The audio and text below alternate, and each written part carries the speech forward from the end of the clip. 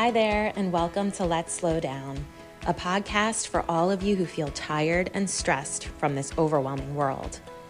Here we'll have fun, inspiring conversations about living life on our own terms and explore ways to ease the pace of our modern world, because life really is good when you're relaxed enough to be present for it. I'm your host, Anne-Marie Stolting, and I welcome you to this space where I hope to inspire you to slow down, because life is too short to let it go by in a blur. So take a deep breath, relax, and enjoy the show. Happy Tuesday, and welcome to another episode of Let's Slow Down. I hope that you've been enjoying the podcast, and I hope that you got to listen in last week. It was a different format from usual. It was a solo episode, a bit shorter, and I did include something special for all of you as a thank you for listening. There's a link in the show notes from last week, and I'll include it again today. You can click on the link and download your free guide to embracing a simple spring. So it's just a fun little thing that I made for you. You can print it out. You can just keep it on your phone. And there's some little reminders in there about embracing simplicity and easy ways to incorporate that into your life. What better time to do that than at the start of a new season where we have a refresh on our perspective, kind of a newfound energy. So I hope that you'll check it out, and I hope that it'll bring some value to your life. Today's guest is Kim John Payne. For those of you who are unfamiliar with him, he's an award-winning author who's been quietly and passionately working to help thousands of people give voice to the feeling that something's not okay about this new normal of overwhelm that so many of us are now experiencing. Honestly, that feeling that he describes in his bio, that something's not okay about this new normal of overwhelm, that feeling is the feeling I had when I decided to create this podcast. I just felt like it was something that needed more attention, and I've really been enjoying talking about all things slowing down and how to embrace this in our lives. So he's a great resource. I would encourage you to check out. He's got quite a few books. He's got a great website. He offers doable ways to realize the hopes and values that we all have for ourselves and build deep connections with our children that give families resiliency and simple joy. His book, Simplicity Parenting, is basically my parenting Bible. I literally read it every single summer to sort of ground myself before the school year starts and remind myself of what's important. He does such a great job of highlighting what matters and making you feel like you can do it. You can embrace simplicity in your life. And honestly, there's so much practical information there. I don't really think it's just for parents. I know it's called Simplicity Parenting, but I think it's for life in general. So even if you're a listener and you're not a parent, if this conversation resonates with you today, I would encourage you to check out his books. So as we jump into my conversation with Kim, I want to give you a little background on where I hit record. We had just started talking about his newest book. It was just published last year, and it's called Emotionally Resilient Tweens and Teens. There's some very interesting information, especially about screens and tech in that book. So that's what we were talking about when I hit record. Kind of jumped right into the conversation. I hope you enjoy it, and I'll make sure I link his website. It has the links to all his books and everything else, so you can check him out there. Okay, so enjoy the show. Feel free to reach out. Feel free to leave a review. As always, thank you for listening. Have a great day, everybody. Well, part of my work has been with supporting family life, and doing whatever I could to give children a childhood, including tweens and teens. There's early childhood, middle childhood, and later childhood, sure, which we call teens. But the other part of it, and it's a fairly significant part of it, is working in schools to support kids socially, behaviorally, emotionally, and particularly kids who are struggling. And, most kids do at one time or another. Yeah, so it's got this sort of narrative thread running through it of how to help children who need support go through, difficult times. There's no avoiding them. Part of my worry is that we mustn't fall victim in our society to what I think of as harmony addiction, where every day has to be wonderful. Otherwise, we're a failure as a parent or an educator. it's not so much that, it's how do we accompany our kids Sure. through this difficulty? That's the art, right? And that's what I write about in the book that you've recently showed me just before we started recording, this emotionally resilient tweens and teens. I talk about belonging, like kids belonging with their friendship groups, a feeling of belonging. It's really wonderful. They have that feeling of belonging, but belonging is, as I write in that book, it's not so much a rite, it's a rite of passage. It's a process. Belonging is a process. And kids go through all kinds of little bumpy patches, difficult patches, then figuring stuff out, and then belonging. And then the belonging is great for a while until they fall out with another friend, or it's difficult at home with a sibling or with a parent. And then we go through difficulties again. And then there's a good feeling of, okay, we've shifted that and now we're good again, until it starts up again. So a lot of my work with parents has been, this is a patch. This is a bumpy patch. Mm-hmm. This is a hard one. And let's just let the image, the metaphor that often comes to me is, let's just paddle alongside our kids' journey down the river. Let's just come alongside them. That canoeing metaphor. Yep. Let's just come alongside them and just get them through these choppy waters, because they're our choppy waters too, as a family. And let's get through this. And the water's going to be smooth down there. It's going to be good. But it's okay that it isn't going so well, that it's choppy at the moment. It's not that we're a failure for that. It's just a part of the process. Yeah, thanks for asking. Yeah, absolutely. And those choppy waters are growth experiences for them, opportunities to come out stronger if we guide them along the way, like you said, alongside them on that ride. It's our job as parents, right, to help them navigate these things that will inevitably come up, give them the tools and the confidence and the support so that they can start to do it on their own as they get older. Yeah, and a really big part of that, I think of difficult times that kids are having with their friends at home, with siblings. I've always been really interested in rites of passage for kids. Always, like there's something there that is so deep, that kids becoming Mm-hmm. who they are. And it's not just in the teenage years, it's they're becoming who they are all through their little lives, as they grow up. And those rites of passage have always been eldered. There's always been elders. Personally, attended some rites of passage for boys in different cultures in Africa and Asia. And what struck me as well is how difficult it is for those kids to get through it. It's not always easy. It's not just a little ceremony and through you go. They're really put through some stuff. But also it's eldered, right? Those rites of passage always have elders and guiding. And the question is, if our kids are in the process of becoming, and a lot of that is the way it happens now is with siblings, with parents, with kids at school, difficulties come up. That's okay, good. But as you said, Emery, it's important that we come alongside them, as I was mentioning earlier. And it's like who are the new elders, right? And we think, oh, who are the new elders? And it's not necessarily teachers and sports coaches alone. It's not necessarily wise people at our church, or it's not necessarily, it's yes, it's all them, but it's also us, which can be a little bit of an unsettling thought. Like, seriously, I'm an elder, But I think eldering gesture, the eldering energy, is now held by a group of people around a child.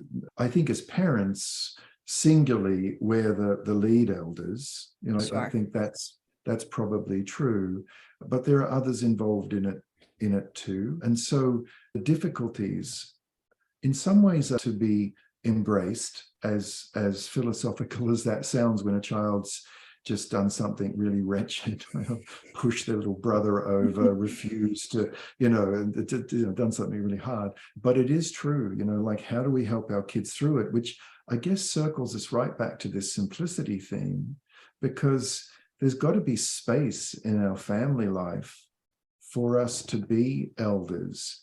I mean, an elder who is just, like an adult who is racing from here to there, doing this, doing that, just barely getting through the day. Yes. That's not real good, eldering material.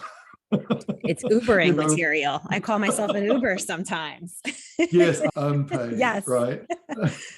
And just to be able to, a part of the subtext of, and one of the reasons I wrote Simplicity Parenting beyond, the some more obvious stuff, is actually not so much for the kids, but it's for us as parents. Oh, yeah. In that, how do we give ourselves the space, the sort of feeling of inner, what would you call, like spaciousness inside ourselves, so that when it gets rough, when rough times come for a family, as of course they will, we've established a culture in the family of connection, that our connections will kind of get us through, and they really will get us through much of what is coming towards us, because we can't change that.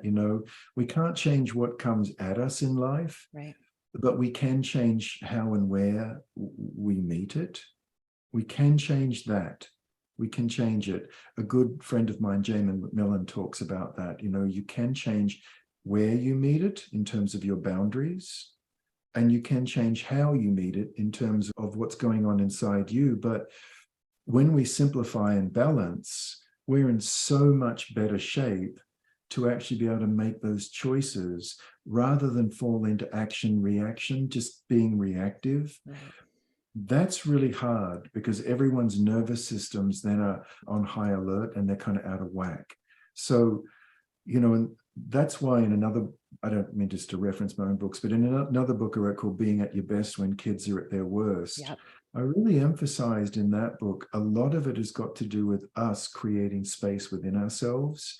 And then our kids will be okay, actually. It's much more about us, than it is about our kids. Sure. Yeah. We set the tone. We set the tone in our house and with the way that they're raised. And you mentioned the energy. They're going to feed off that energy, whatever energy it is that we're giving off. So if we're coming from a place where we're good, we're grounded, we're calm, we aren't overreacting to everything, that energy alone, before we even act, that energy is going to influence them. I've definitely learned that the hard way at times. I mean, I've overreacted with the best of them, but it's amazing how much more effective of a parent you can be when you're just take a minute, think about what's going on, have a conversation, just come at it with a really strong sense of being the elder, having that type of energy where everything's okay. Let's see what we can do in this situation. And it's amazing how powerful something seemingly small can be. Well, there was a mum years ago who taught me something. I often get called a parenting expert. It's like parenting expert should come like with a health warning, like on a cigarette package, like honestly, expert parenting, but I do feel like sometimes like a parenting troubadour, I pick up ideas from people who have just intuitively, out of their parenting instinct, come across a beautiful, effective idea. And I always ask permission, may I pass that on? So I'm passing something on here, just about good example of what you were just saying, is that there was one mum who had a particularly engaged, high octane, quote unquote, father of their children. And he was just loved doing these really big things and taking their kids to these big events. And even when they were home, they were playing in a really boisterous way. And she just loved him for doing that.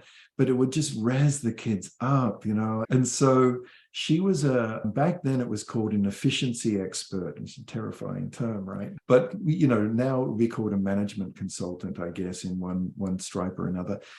So she got a calendar. This was back when we had calendars, like paper calendars. Back when we had pens, and she came up with this system that for every, I think I write about this in one of my books, doesn't matter, but she came up with this system that for every S day, which was stimulating for the family and for the kids, they would then have a C day, so calming day. So, and if a day was double S, like going to see a Major League Baseball game or whatever it was, then there would be 2 Cs. It would be 2 days of calm.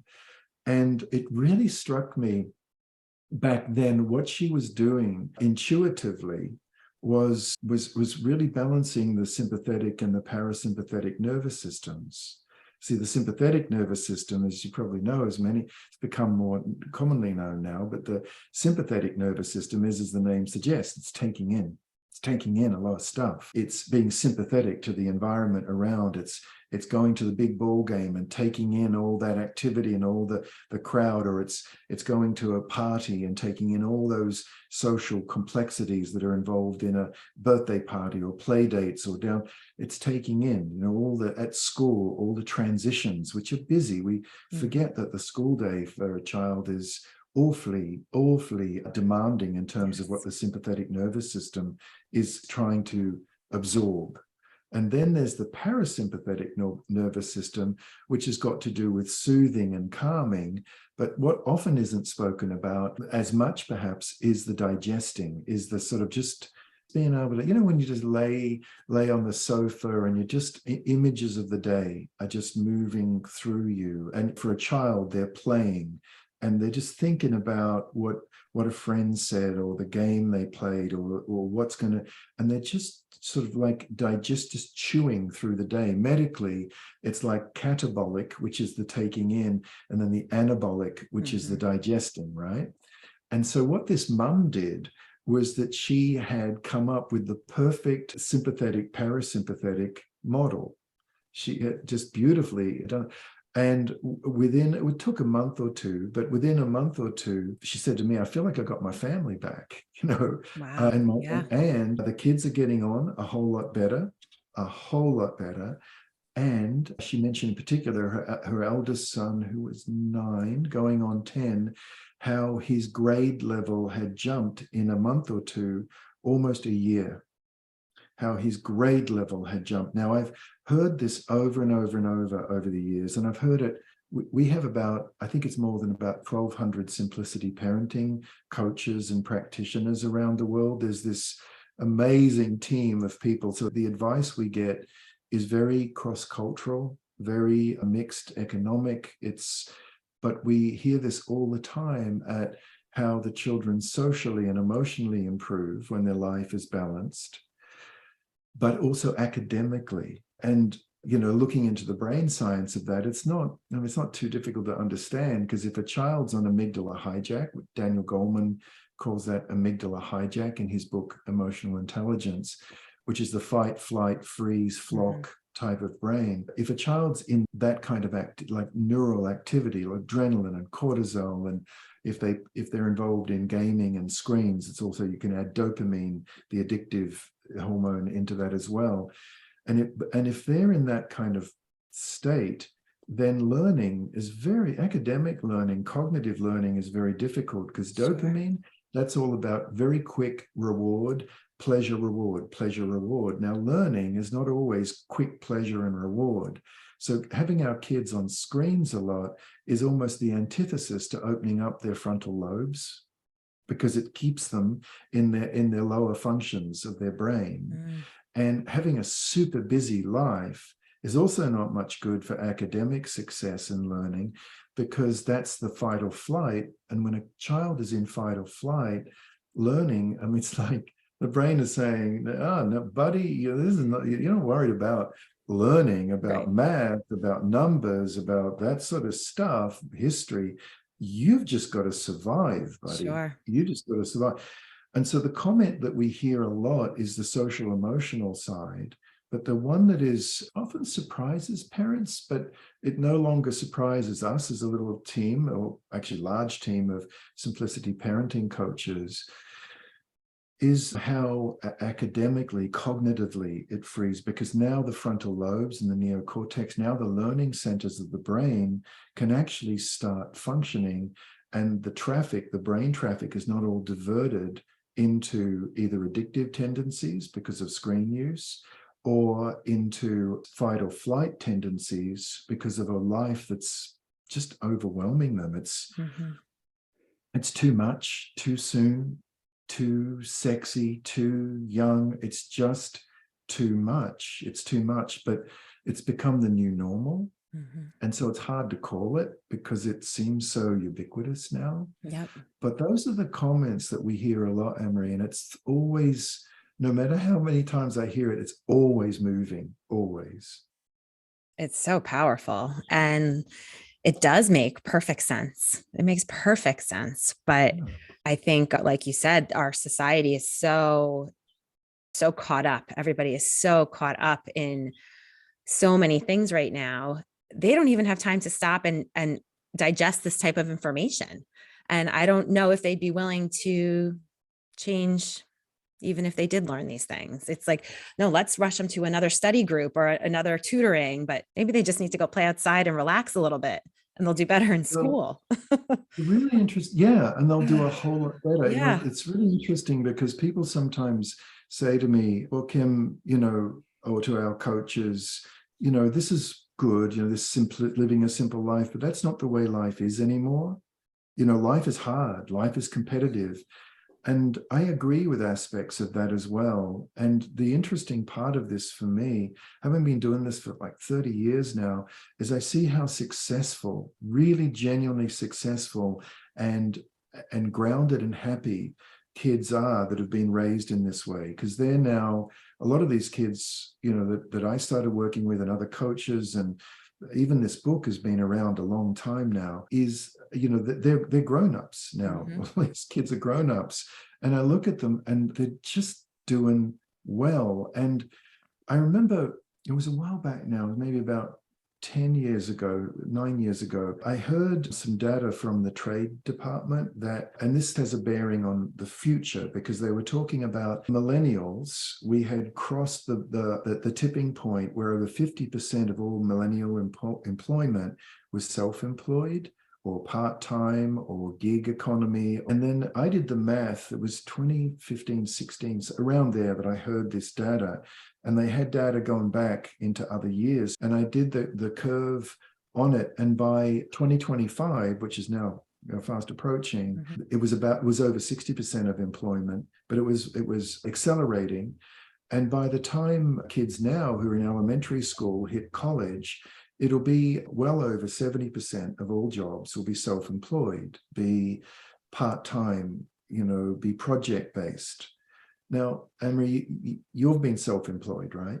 Mm-hmm. And it's an interesting question to ask oneself, if for the listeners listening into this, those of us who have been self-employed, even for brief periods of our time, or working on projects within a employment sort of place, but particularly self-employment.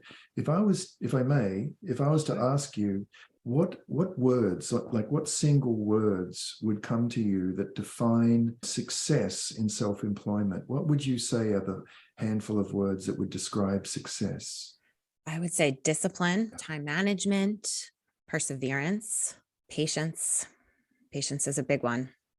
Yeah. It takes a long time to find success. Yeah, patience. And, joining with you, I would add, you were inferring this anyway, but grit. Yep. Patience, Yep. grit. Persevering with that grit. Yeah. You can't just give up the second it's not going to happen instantly. Yeah. And you have to figure out how to make those small changes to work it out rather than just dump it. Yep. It's often, as my dear colleague David Levin, who's our operations manager at Simplicity Parenting Institute, I think the impact we've had is because he keeps reminding us it's 2% changes. It's 2 degree, I beg your pardon, 2 degree changes, small changes when something's not working out. Don't just dump it and go, 90 degrees off some other direction or 45. It's a 2 degree change. So all these little changes, figuring it out, problem solving, grit, being, of course, innovative, imaginative, yes, creative. That's a big one. Thinking creative. Outside the box. Yeah. Okay, so the question therefore comes, where do kids learn that? Where do they learn and where do they myelinate their brains, those creative centers in the brain, the problem solving, the adaptable centers of the brain, the empathy, adaptability with people, is empathy centers of the brain. And a lot of that is held in the limbic and the frontal lobes. And a lot of that is myelinated. This is well known now, not just my opinion at all. A lot of that is done through play. a lot of that is done through creative play. A lot of that is done through the problem solving of building a fort, like a little 9-year-old child building a fort that keeps falling over, or a tree house that keeps tilting and it's just not working, and how they figure it out, and all the wild sort of structures they build to make that work, and the friends they have come over, and the arguments they have about the kickball game or the tag game or the, you know, and so on, or the one-on-one or two-on-two basketball game for, you know, a 14-year-old kids in the driveway, if you have a hoop and have a driveway, and just, hey, that wasn't fair, dude, that was so a foul, it was not, yeah, whatever, you know, and you get all that kind of stuff going on, and you get that. That is the hallmark of future success. There now, therefore, mathematical simple, therefore, if we've got our kids in every after-school activity, if we've got our kids in sports clubs every night of the week, in tutoring and psychotherapy to cope with it all, just like if we've got that right there is outer structure. That's all stuff going on. Like unless we give our kids downtime for them to be bored, because being in business can get mundane sometimes, and you break out. It's when you break out of the boring, humdrum mundane and you think of something new, right? So we've got to give our kids the gift of boredom if we want them to be successful. Yes. And so the point I make in this, well, you know, is that simplicity, raising our kids in simplicity, parenting gesture, is not of the past. It's the future. It's actually the future, because all these other kids who are full up, you know, and just living this life just full and not having the time to be self-creative are not going to do so well. And I've seen that personally. You know, they struggle. They really struggle. The kids who can self-motivate, that is the world they're going into. So simplicity parenting is forward-looking. It's not backward-looking at all. Look, just one quick example, Anne-Marie, if I may. I was in San Francisco a little while ago, and there was a bunch of tech people there. And some of them were very, very senior tech people, like right at the tippy top of the tech world. And they were at this parenting workshop I was giving. And we, of course, the conversation turned to screens. And I noticed how a lot of these mums and dads were commenting how they didn't have screens in their kids' lives. But when we'd introduced ourselves, they'd all said they were involved in the tech industry. And as I was to find out later, they were some of the most senior people in the tech industry, senior management, very senior management, and yet they didn't have screens for their kids. Wow. So I asked them why, you know, like that is fascinating to me. And they said, look, we are all, one guy said to me, I'm an out-of-the-box thinker. You know, that's why he was a key part of the designer of the iPhone, ironically. And, you know, we are absolutely creative types. And remember what my mum said to me? She said to me, I've got the same take as Steve. She worked in a company that was headed by someone called Steve. All right, just saying. And she was right at that top management. So was one other person there. And she said, it's the same take as Steve, in that we both agree because, you know, Steve Jobs didn't have screens for his kids, right? Right. And I said, well, yeah, but why? You know, I really wanted to push this a little bit with her permission. I don't like to be pushy, but I really wanted to know. And she said, well, because we are creative. We just love our work. You know, we love what we do. So why would we have screens for our kids to passively sit and watch someone else's creativity? Why would we do that? That's someone else's creativity. We don't want them to be doing that. That just dumbs down, one dad said, that just dumbs down everything to do with creativity, because now they just got to do what everyone else is doing. And I said, what do you mean? And it was, honestly, you would have paid tickets for this conversation. and I said, well, what do you mean? And she said, well, think about it. You know, if my kid is there playing, you know, a video game, Minecraft or whatever it is, that are specifically designed to be addictive, right? That I would add that, like specifically from the ground up designed to be a dopamine release vehicle. All right, so, okay. Now, what this parent said is that there are millions of other kids around the world at that time. My child's plugged into that game, literally plugged into it. There are millions of others doing exactly the same thing. But when they go out to play, now what they're doing is absolutely unique. And that's the core of our success, is that we didn't go along with the crowd. And they invented the iPhone. I mean, it's the irony, like a number of levels here. Wow. Yes.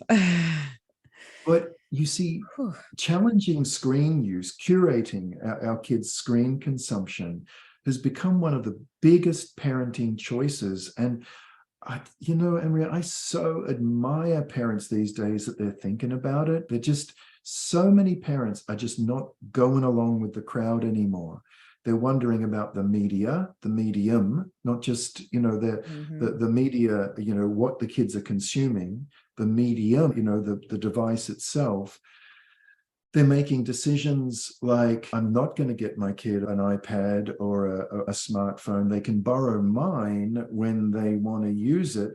And I really admire that one. That's a really good tip, by the way, because it's very primitive. If a kid gets their own device, it's mine, and you can't tell me you can borrow mine and we can look at a little bit at what you want to look at, but now it comes right back to me.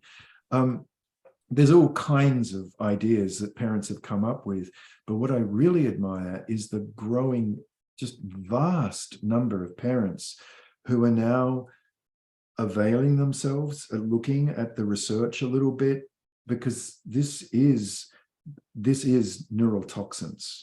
It just is. That's not a controversial statement anymore at all. We just got to spend half an hour, actually deliciously half an hour, on a screen and ask the screen a question about brain development and screens, and it's horrifying. What this is doing. It's a little bit like the cigarette industry back in the 50s and 60s. They knew the damage this was doing.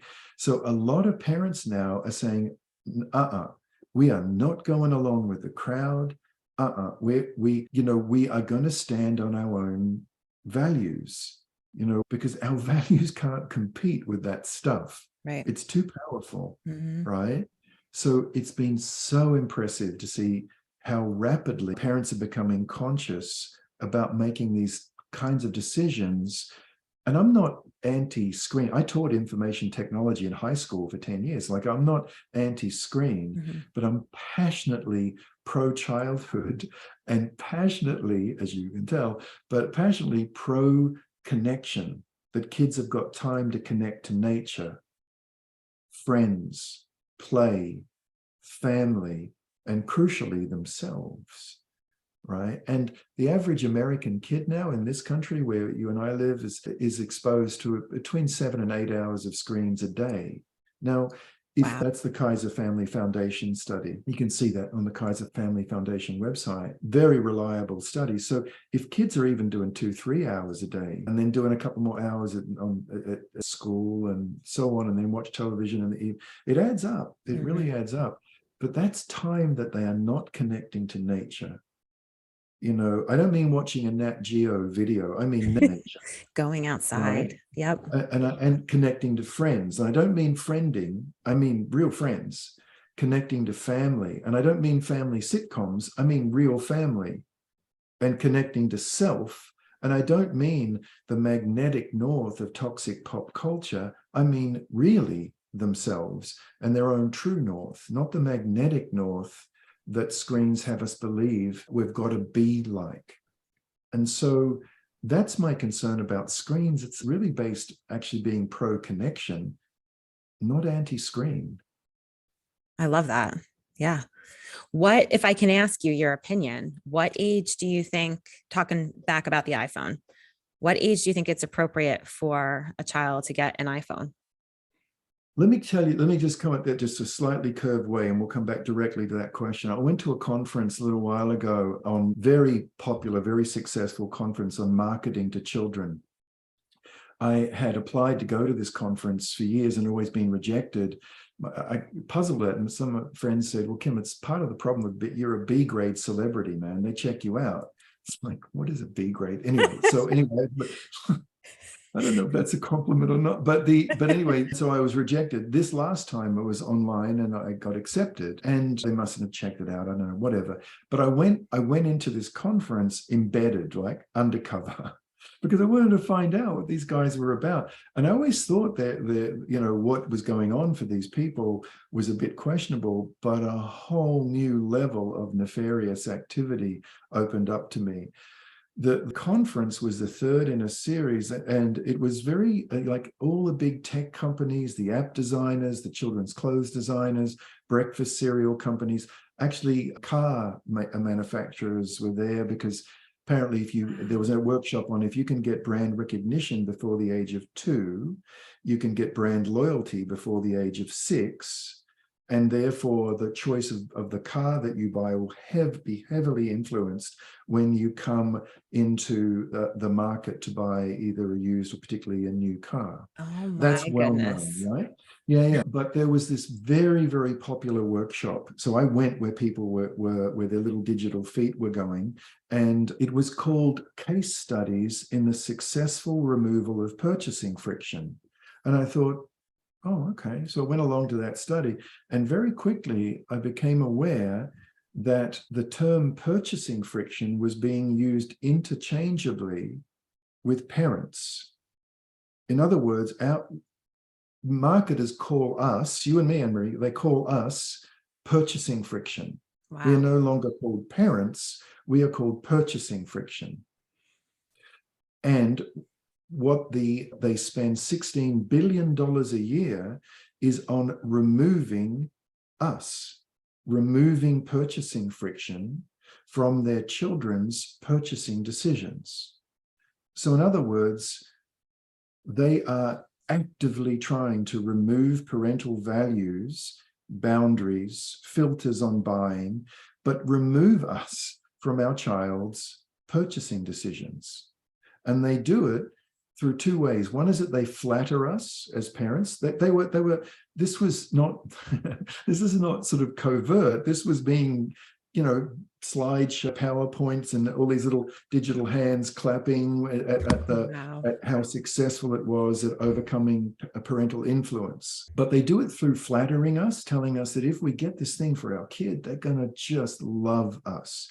If we get this iPhone for our kid, you are going to be the most popular mum or dad. They're going to love you so much for getting this smartphone, right? That's one way. The other way is to portray adults in the shows that kids watch as out of touch, negligent, self-interested, not to be trusted, the opposite to a well-attached, securely attached family, right? So they portray us as being stupid. So why should a child listen to us when we say no to buying a smartphone, right? And the other thing that they do is that they then appeal to, and this one is obvious, right? That if you have this device, this smartphone, this kind of clothing, this kind of thing, whatever it is, you are going to be in the in crowd. You are going to absolutely be accepted if you have this device or whatever it is. So coming full circle back. I'm getting fired up just hearing this. I don't know how you sat in that conference. I don't know how you did it. Right? It's like, wow. And so $16 billion a year, all right, they spend on this. But over 92% of all their spending is via screens, right? So the way they get this message, and here's the deep irony of this, is the way they get this message and communicate this message is via screens, and yet we as parents spend hundreds of dollars buying the screen of the device of our own demise as a family. I mean, how brilliant a marketing strategy is that? Yeah. We're literally buying the device of family disconnection and putting it in our kids' hands. And then wondering what the problem is. It's like, and why is wondering this? what they, Yeah. look, to turn the table on this, for years I've been urging and somewhat challenging actually parents to try to go for about, I used to say about 2 to 3 weeks without any screens, without your kids having screens. Because neurologically, that's about the length of time, particularly dopamine, the addictive, that one takes a while to drain down. And I was trying to keep up with the brain science. And then along came Victoria Dunkley. And Victoria Dunkley, as a medical doctor, who took this and ran, not what I said, but just took this issue up and ran with it and really went right to the core of it. And she wrote a book called Reset Your Child's Brain. Dunkley, spelled Dunkley. And in my parent counseling and coaching practice, which I still have, to this day, so it's not like I'm out of touch. I hope probably 50 to 60% of the parents, maybe 5 out of 10 or more, have gone on a screen-free diet, basically a reset. It's a brain reset. And you know what, Emery, it is amazing how many parents have come back and just said, I had no idea. Until I took my child off it, I had no idea the impact this was having on them. They're getting on better with their siblings. There's less fighting, way less fighting. There's way better environment in the home. Their teachers who I didn't even tell that this is what I was doing, they're saying, what's going on? Your child's just doing so much better. It's a different kid. And yeah, different kid. I mean, really, you sometimes don't realize the effect of something until it's not there. And in this case, and one of the things Victoria talks about in her book and on her website, victoriadunkley.md.com, is that most parents I speak with think it's going to be a lot harder than what it is. It's actually not so difficult if you go about it in a judicious, in a gentle, creative way. And one of the big comments, and this is one that myself and our coaches hear over and over, is that we used to use screens as a babysitter. That was the tie-in. Use this thing to babysit, like we've got to get. And we realized when you don't have it, and mind you, it takes a couple of weeks, there's a pain threshold, but it takes a couple of weeks. And when you don't have screens in your home, kids just get on with their own projects. They just get on with what they're doing, and you get so much more time to do what you're doing. They're doing their work, which is called play, projects. They're doing what they're doing, but you don't get the arguments between siblings about what to watch, although that's not so much an issue now because they've all got their own devices and all just separated around the house. But you don't get the big fighting and the major scenes that go on when you say turn it off. And it's not the child's fault because the dopamine is flowing. It's addictive. It's like taking that supplier to their addiction away from them. So when you don't have all that to do, the feedback we get from thousands and tens of thousands of parents is how much more time they have got now to themselves to get on with getting the house together, doing their work, whatever it is they're going to do. And the irony of the whole situation is that they were using the screens as a babysitter. But look, if a babysitter, a real human being babysitter did that, this is what one dad said to me. It really made me laugh. It was a young dad. And he said, look, that screen makes my child so grumpy. It makes him speak in a really disrespectful way to us. And he fights us to turn it off. So it's grumpy, aggressive, and really for hours afterwards. Now, he said to me, if I had a babysitter who made my child antsy, grumpy, aggressive after she walked or he walked out or they walked out the door, would I rehire that babysitter? And it took me a little while. There's like a moment or two I went, that is so perfect. I've never forgotten what he said. He said, no, wow, you would never hire someone. Never. You wouldn't even think twice. Like Right. And by the way, who very likely would introduce your kids to all kinds of nasty words, dark humor, and pornography. Like, really? You would hire a babysitter to do that? Yeah. You would report them to the police. Yeah. you would report them. You wouldn't pay hundreds of dollars for the device and then another 100 every month to have the access to it. So we have more and more parents are waking up to this, and it is just, it's so heartwarming that this is actually, it's very hopeful that this is happening. It sure is. It sure is. That's a lot to take in there when you think of it that way and how profound it is. And I honestly we've done all kinds of, I don't make the kids do it, but sugar detox, caffeine detox, and you don't think of screens and those smartphones in the same way. But why not? They're more addictive than any of the other things that I just mentioned. So yeah, I went to a conference a while back now. It was just a workshop, actually, just an ongoing professional development thing. And a really great, well-known, but just wise person was presenting, who was a neurologist and a neuropsychologist. And they were presenting a series of slides. It was 12 slides. And we were asked, as the participants, to look at these brain imaging slides and say, now, what is that? What was the stimulation to cause those brain centers to light up in the way they are? And so we all got in, it was online. So I enlarged it, and I probably others were doing that too. And we're looking. And I'm not a neuropsychologist. I was just there out of interest. The presenter said, now, what are they? And people said, well, they are images of addiction. And yes, the presenter said, any particular type? And they said, cocaine. Is it cocaine?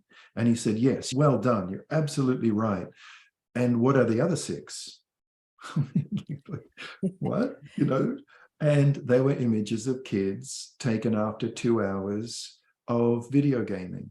oh my gosh. Now, here's my problem with so many levels. That is seriously disturbing stuff.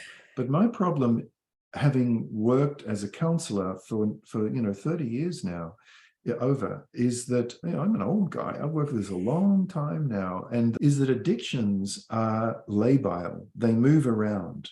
An addiction to a screen doesn't necessarily mean, as a child grows up, that that's going to stay in the screen realm.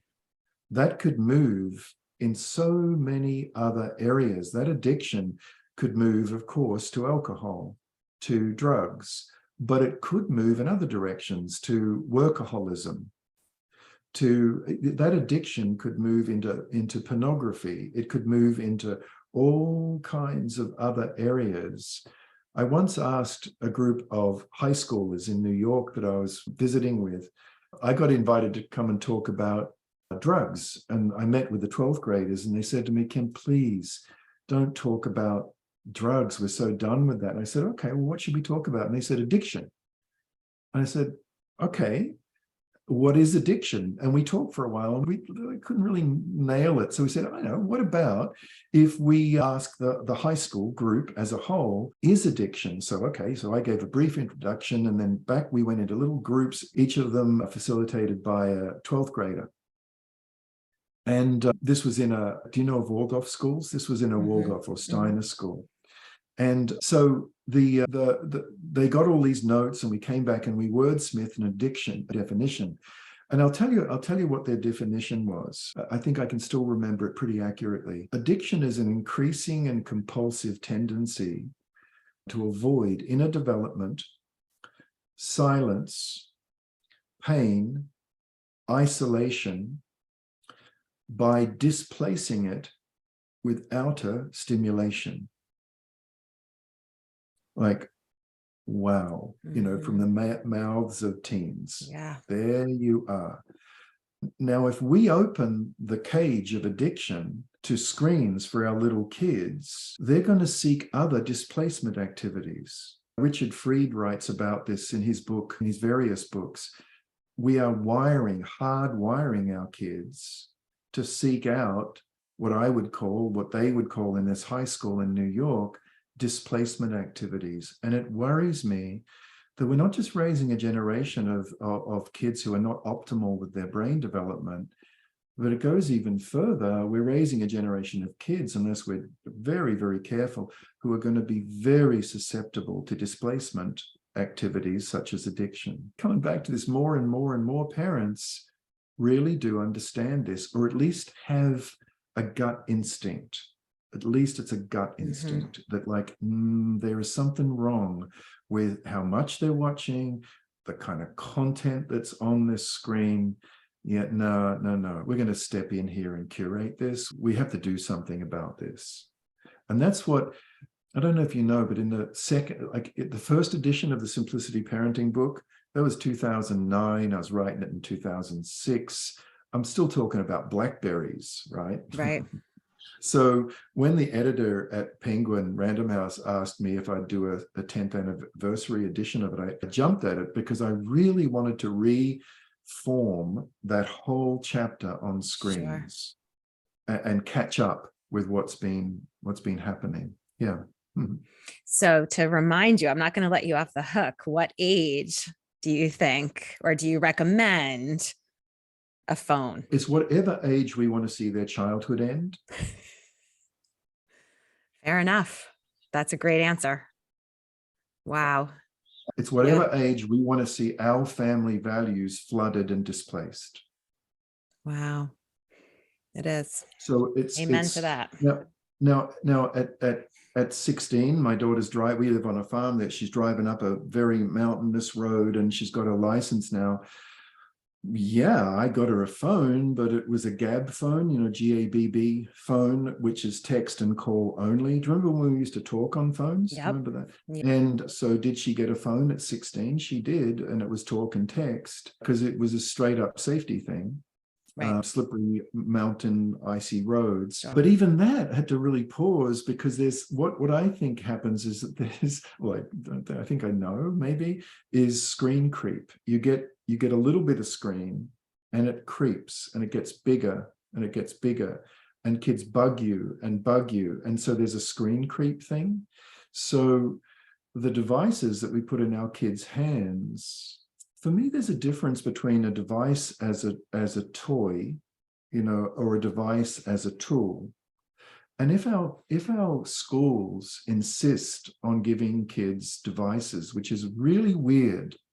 I mean, Emery, it's totally weird that our schools put devices in our kids' hands that are going to inhibit their academic success. It's just like, what is that even? Right. But anyway, if we can't help it, like it's there, the school are insisting on it, then it's really important to have that device in public space, like in your lounge room. It doesn't go into a bedroom. It's really important that a child does the homework they're doing, if they're older kids doing homework, and then they close it and then get on with their work. Because again, studies tracked kids doing homework, and they spent 70% of their time on screens off task. When they were doing homework on screen, 70% of the time was checking stuff out. It was looking at the constant distractions, at the auto replay down the side of the YouTube, and only 30%. So they get in, they do their research. I get it, they do their research. They even print it out if necessary or whatever, make notes, and then they close the thing and then get on with creative thinking. Now, some parents have said to me, but screens are everywhere. They're everywhere. And I just heartily agree. They are everywhere. So when they go to kids' places for play dates, you might want to just have active play dates and say, hey, let's all go cycling, or let's all, but they're going to see screens. They're going to see screens, particularly from some of the biggest culprits now, apart from schools, are grandparents, for goodness sake. That happens a lot these days. So they're going to see screens there. You go to the gas station and there's screens. As soon as you pull the nozzle out, there's a screen. They're going to see screens everywhere. So my point has got to do with balance. It's like they're going to have sugar, like have big sugary food when they go certain places. So therefore at home, we have good, nutritious food. We know we can't control what they eat out there so much, but we can control what we eat in here. And we do that, for the most part. We do our best. Now, they're going to have sugar sensor input, otherwise known as screens. They're going to have screens out there. So the only place we can control is in our home. It's the only place. So why not have a low or no screen home?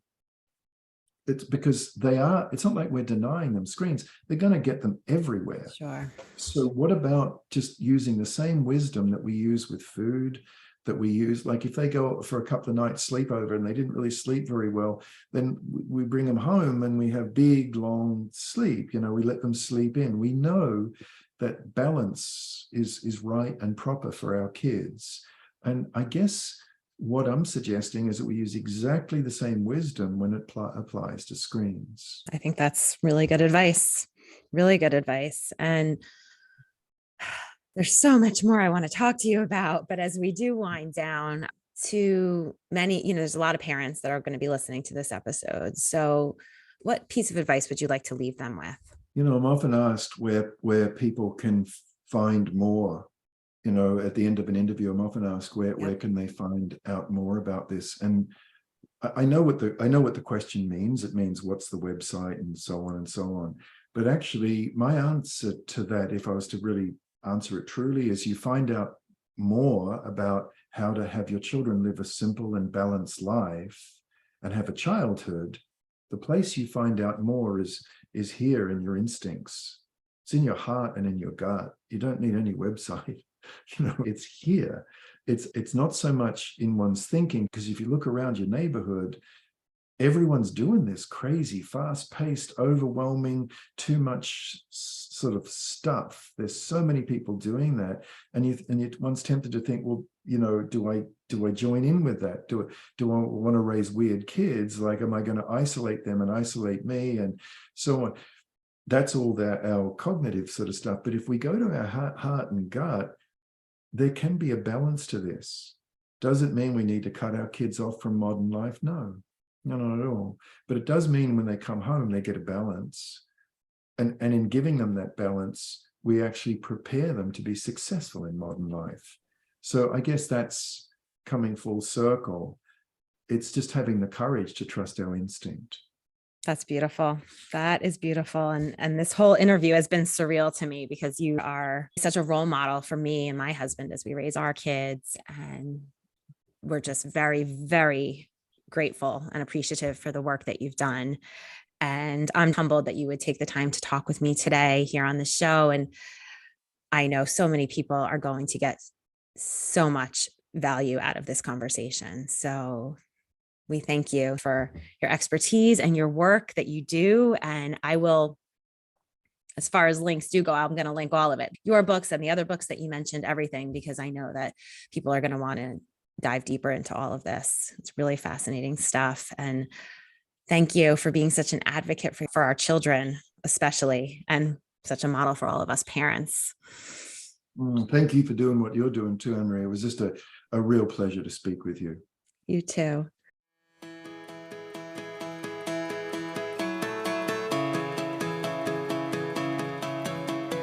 I hope you enjoyed today's episode and have been inspired to slow down and start living life at your own pace. As a brand new podcast, your listener voice matters. If Let's Slow Down is resonating with you, please take a minute to leave a review and rate us. Subscribe to the show wherever you listen and share it with friends. Remember, this is a process, so go easy on yourself. Be gentle and take all the space you need to thrive, because the world needs you to be at your best, to love and serve others and yourself.